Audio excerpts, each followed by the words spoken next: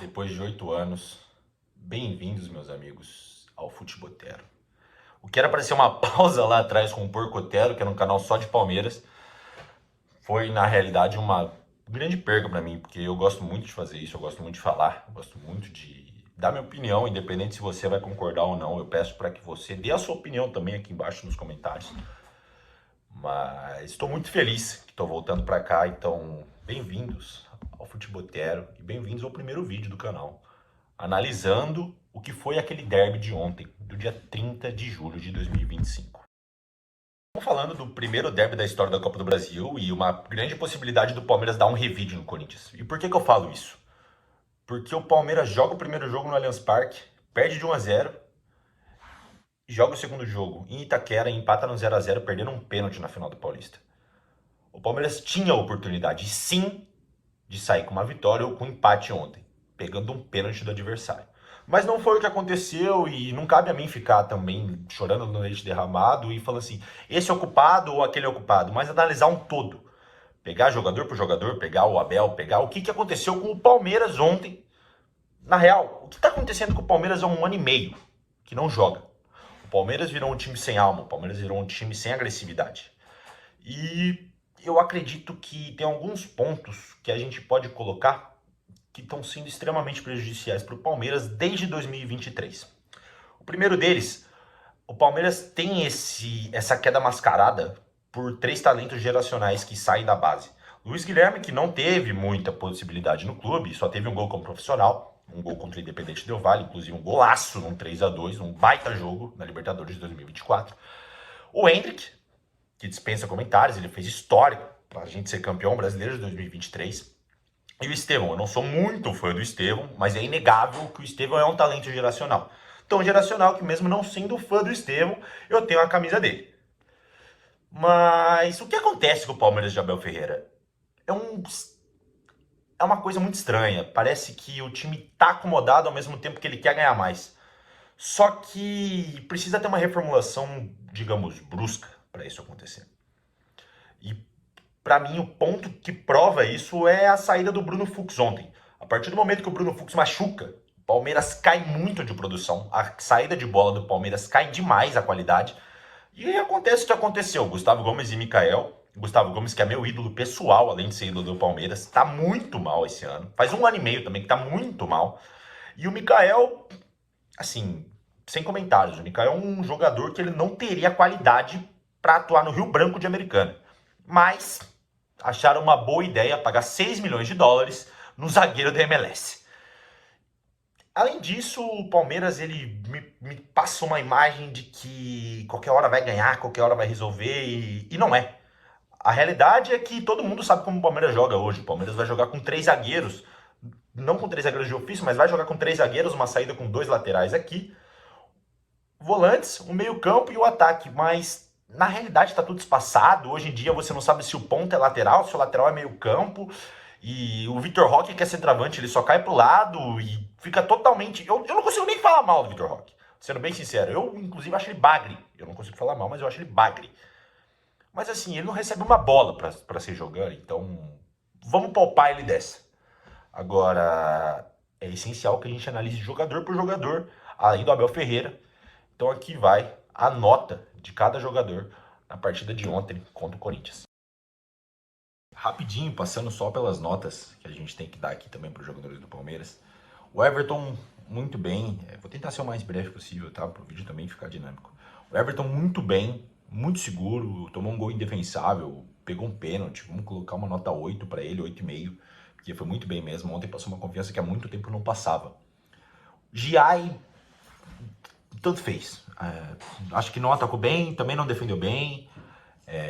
Não foi uma peça importante pro Palmeiras, mas também não prejudicou. Então a gente pode colocar uma nota 5 pro Giai. Piquerez, pra mim, ontem foi mal. Uma péssima surpresa, Piquerez e mal. Atacou um pouco bem, mas no gol acho que tem uma grande parcela de responsabilidade. Então, acho que esse somatório das coisas pesa muito ele não ter marcado no lance do gol. Então, cara, eu coloco uma nota 4 aí pro Piquerez, infelizmente. Gustavo Gomes muito mal ontem, cometeu um pênalti, além de um erro bobo na hora de marcar o Memphis e deixar ele livre para fazer um belo gol no Everton. Tanto ele quanto o Mikael, assim, péssimos ontem. O Gustavo Gomes, por crédito, eu vou dar uma nota 3 para ele, 4, 3,5 então, se eu não sei se é 3 ou 4. E pro Mikael, eu prefiro nem ficar comentando, né? O Mikael é uma das aberrações aí dessa diretoria do Palmeiras. 6 milhões de dólares num jogador da MLS que jogava na Independente de Limeira. E é isso que eu tenho pra comentar. 0 pra você, Mikael. Pro Bruno Fux, melhor jogador do Palmeiras no jogo de ontem. Tem que dar uma nota 9, só não vou dar uma nota 10 porque o Palmeiras não ganhou e ele saiu machucado. Acho que, inclusive, se ele não tivesse saído machucado, o Palmeiras teria ganho o jogo, ou teria no mínimo empatado, o Palmeiras não teria tomado um gol do Corinthians. Mas, infelizmente, não foi isso que aconteceu. Aníbal Moreno teve uma partida tanto faz também. Não acho que ele influenciou negativamente, mas também não influenciou positivamente. O meio-campo do Palmeiras andava muito espaçado, tanto com ele quanto com o Evangelista. E acho que a dupla de volantes ontem não foi bem, né? O Palmeiras, por mais que trocava passes, tocava muito para trás, muito para lateral, e não tinha um passe vertical, buscando principalmente o Maurício. Mas antes de tudo, para essa dupla de volantes, eu vou dar uma nota 6 para os dois. Vamos colocar aí que o Evangelista tirou 7 e o Moreno tirou 5. Então uma nota 6 para os dois de média. Pra mim tá de bom tamanho. Acho que eu tô sendo bem generoso, inclusive.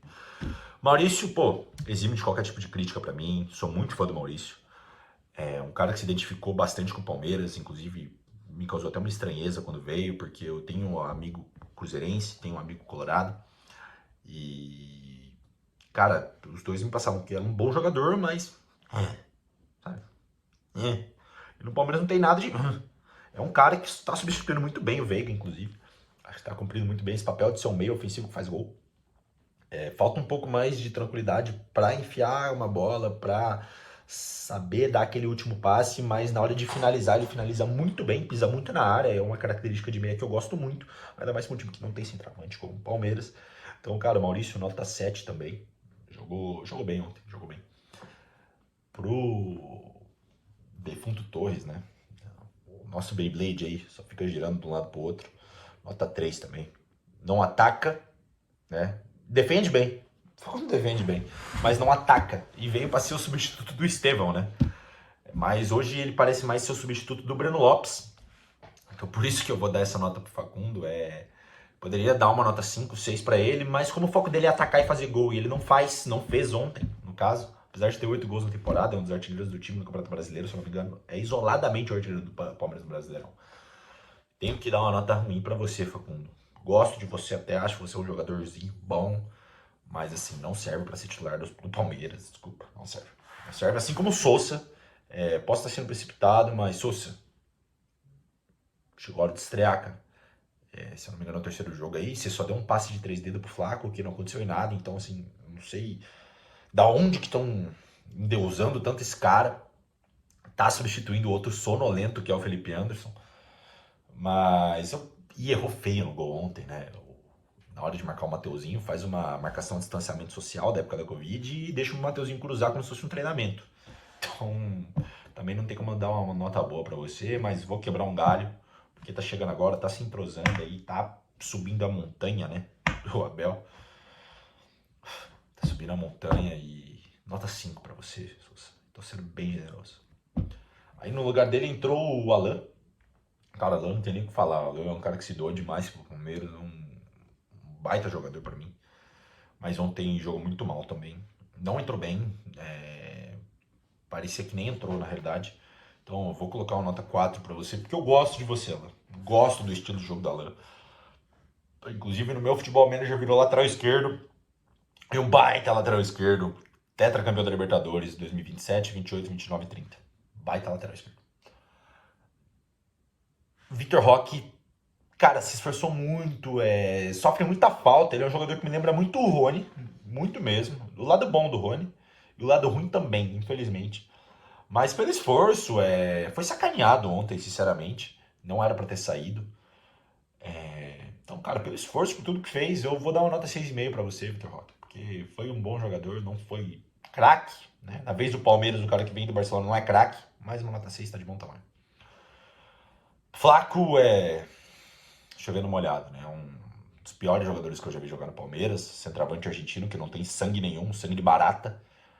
E a cara da gestão Abel Ferreira pós-Hendrick, pós-Estevão aí. Cara, me recuso a falar do Flaco Lopes. Desculpa. E o Abel, cara, mais um jogo mais preocupado em reclamar com o juiz do que armar o time. O time demorou pra entrar no jogo. Ele xingando, discutindo com o juiz. Inclusive, acho que o gol anulado do Maurício, mal anulado, teve essa má vontade também por esse posicionamento do Abel. O Abel é um cara que se posiciona muito mal abrindo o campo e chegou, acho que ao 60º, 38º. Cara, nem sei. É tanto cartão amarelo que eu não sei se é 30 ou 60. E eu não vou passar fake news aqui. Então, é muito cartão. Chega de tomar cartão, chega de dar chilique dentro do campo. Tá na hora do Abel se posicionar como treinador do Palmeiras de verdade. Vou dar uma nota baixa também, uma nota 2 pra você aí, Abel. Armou o time muito mal, o time demorou pra jogar e um time de 500 milhões de reais tem que jogar bola. Mas é isso, galera. Essas são as notas, essas são as considerações que eu tenho pra fazer pra vocês do jogo do Palmeiras de ontem. Espero que vocês tenham gostado, espero que vocês tenham ficado até o final do vídeo. Se você ficou até o final do vídeo, comenta batata frita. E é isso, dá sua opinião aí. Se o Palmeiras vai passar, se o Corinthians vai passar. Se passar, algum dos dois vai ser campeão. Eu confesso que esse jogo, pra mim, vai sair o campeão da Copa do Brasil dele. E eu torço muito para que seja o Palmeiras. Por mais que eu esteja com o pé atrás, eu confio muito que o Palmeiras vai continuar sendo o time da virada. Valeu? É nóis!